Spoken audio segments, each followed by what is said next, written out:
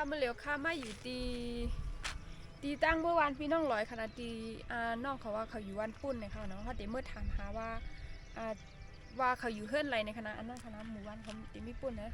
อันนั้นคณะหมู่บ้านพี่น้องลอยอันนี้ตึกไม้อยู่ใหม่ๆในคณะเดี๋ยวตีมีในเฮือนอันเจ้าแนมตีเป็นน้ำอันนี้เป็นกล้องมูนของก้อค่ะนะเมื่อได้เปิ้นเป็นเรือนห้างเนี่ยค่ะกำจังไกมือเวทเลยค่ะนะเขาตีมือดังในกัน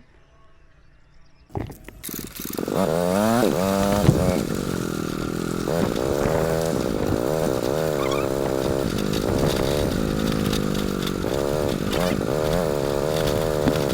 ี่เดี๋ยวเป็นวิ่งกี่ซี่กันนะจะในวันปีน้องลอย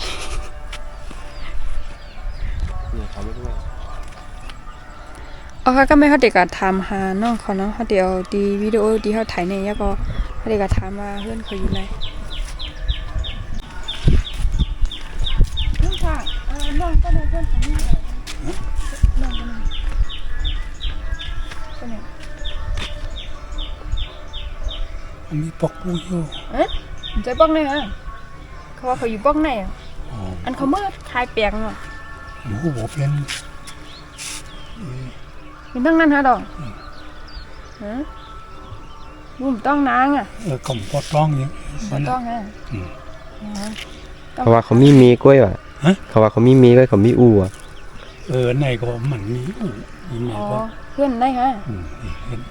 ก็มันขึ้นมันทำตัวช่วงอะไรฮะมันก็ไข่เคยอยู่แล้วเนี่ยปอกกลางบางพุ่นเนาะเขาอยู่ปอกเร็วอยู่ปอกเร็วลูกปอกกลางบางพุ่นมาฮะสององรู้จักกันทำด้วยในกรมนี้มีเพื่อนคุณกรมนี้เอียนแขนพูดเอียนแขนพูดอยู่นั่นค่ะเจ้าว่านั่นว่าเขาเมื่อขายแกงต้มกันเนี่ยเป็นเพื่อนพูดค่ะอันนั้นเพื่อนมันก็เป็นเพื่อนมันก็เบียร์ลูกยิ้มก่อนมึงแม่ครับว่าไงคืนกันเลยรถไงต้องไปกันไหน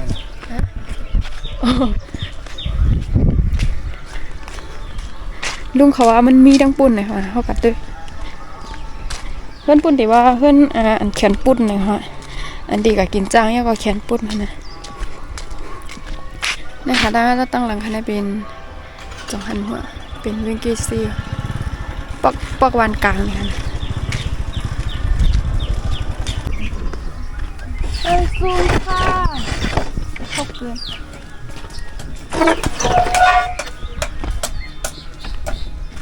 แก่งขนาด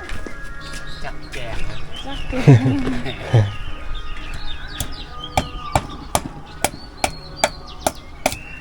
น้องก็ได้เพื่อนเขาอยู่แล้วเนี่ยต้องเยอะใกล้มือขายแปลกฮะแก่ทำกล่อมตองแก่ต้องฮะเขาว่าเขามีกล้วยว่ะมีอู่อ่ะต้องกันผมเจอเฮินเต๋อในก็เฮินตุกในลูกเฮินตุกนะฮะตั้งแต่ตั้งในจุ่มปองให้น่ะปองขึ้นในปุกปนในเฮินหลังในก็แถวเฮินเขากลางในขนาดเราเขามีเฮินมุกกับเลื่อนห้าวดอกมีอยู่เยอะว่าวันปัดได้ข้ามปั๊มหมดแหละอันนี้แต่มีเฮือนนะคะยังไงเฮือนเนี่ยมีเฮือนแต่ในก็มีอยู่ทำมีเฮือนเนาะเขามีในเฮือนฮะจักแปลกอังกาเฮียงฮะนั่นก็ย้ำมือเหรียญนิ้วเวียงเขามีเฮือนจ้ะการได้สวนได้ค่ะนะกว่าภายในเฮือนไหน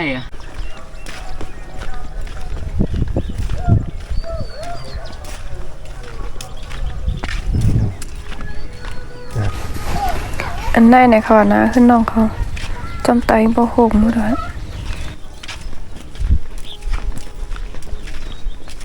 มีคนอะไรเล่น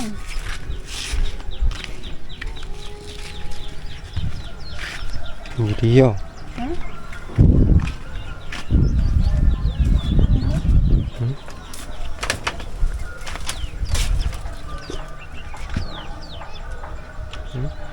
ไม่เล่น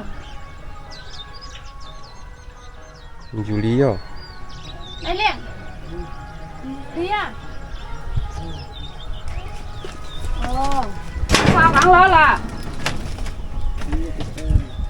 มีกระต่ายอ๋อห้ามมันก็หายาละเองอยู่ดีอ๋อนั่งกันนะในเฮือนก็หกไปเจ้าค่ะตอนที่มีตีเย็บ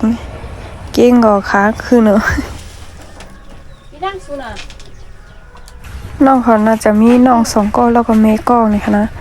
น้องตะก้องนอนในผากลางนี่ค่ะนะตะก้องนอนแค่นี้ตาก็มึนค่ะนะครับปกมีกระตาเฮือนอันแขนปุ่นมั้งค่ะแม่น้องเขาก็ห้องก็บ่ตอบบ่ตักเสียงเลยนอนเหกลมพาไว้หน้าก็หันค่ะนะข้าก็ลงมาแหวแม่มิวลี่เขาข้าก็ไม่แน่ใจว่าจังใจขึ้นน้องเขาท่านะเขาเดร้องกระทำด้วยตั้งใจว่าจังใจขึ้นน้องเขาเต้ๆเนี่ย สูบบุหรี่ด้วยก็นั่นน่ะหลวนแบบนี้เลย มีตั้งตั้งมีตั้งเล่าแล้วนั่น เดี๋ยวนี้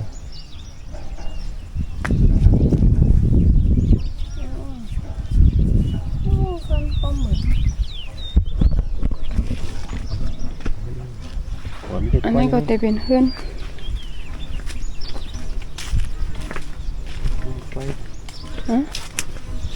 นี่ติดป้อยเหรอนี่นะแจมจะเพื่อนของพ่อแม่ได้มาอยู่ลีนะคะใจฮะอยู่กันนั่นน่ะ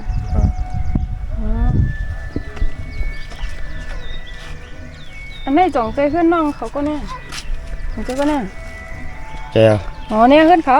เขามีแล้วล่ะ หูค่ะกว่าปล่อยอยู่ อ๋อขอป้ายว่ะเขาไม่ดีป้ายวันไหนเมย์เขาอยู่เลี้ยน่ะอังมากเหรียญนั่นเนาะเขามีเพื่อนน้องอันนั้นมีเพื่อนอ๋อขอป้ายนะอ๋อ นั่นเป็นแม่เขาหน่อย ฮะ เป็นแม่ อ๋อเมย์เขาน่ะ ก็จะ เล่มเงินเผย เป็นลูกแม่เป็นพี่นางนั่นนางตามสาย อ๋ออันนั้นจะเฮือนเมย์เขาอ่ะ จะหนึ่งพี่แม่เขา อ๋อเนี่ยเฮือนเมย์เขา เจ้าอ่ะ มันก็อยู่แน่ มันไปอยู่นางตามสาย อ๋อป้าฉานี่ฮะจื้อ ตามสาย เอ๊ะก้นยิงเหรอ ก็ยินไอ้ลื่นไหม ก็ได้อันลูกพูดไหม พูด ปุ๊ด ไอ้หลอดมันอยู่กันนั่น โอ้ยร้อยเลยอยู่กันแน่นอน เป็นนั่น อ๋อเป็นทุกนั่นแน่ ปล่อย อ๋อคำอยู่ดีแน่นอน เขาปล่อยมือเดียว เขาได้กับมีใช่ไหม เขามีเขานั่นแหละมี แน่นอนอ๋อเขาเป็นพี่น้องกันนะ นายแม่นั่นเป็นลูกนั่น อ๋อ เป็นนางนั่นเป็นนางไอ้ปันสา อ๋อเป็นพี่น้องบ้านชาอ๋อเอหลอดแน่นอนโอ้เขาไปมาง่ายแล้วเนาะ